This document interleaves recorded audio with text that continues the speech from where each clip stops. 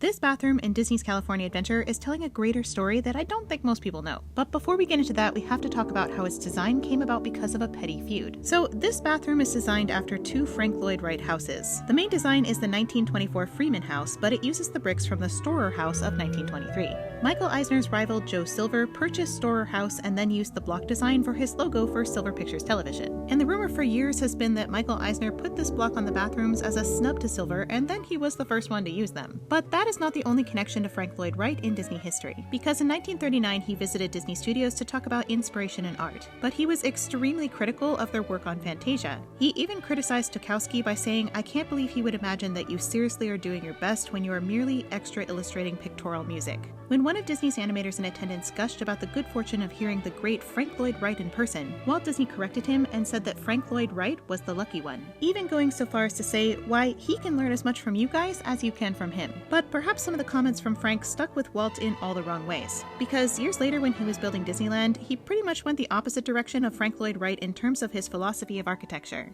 And that's why an early rendering for a Main Street building was dismissed, because Walt thought the fellow was attempting a monument to himself rather than designing something that is for people, because he wanted his park to be about all of us.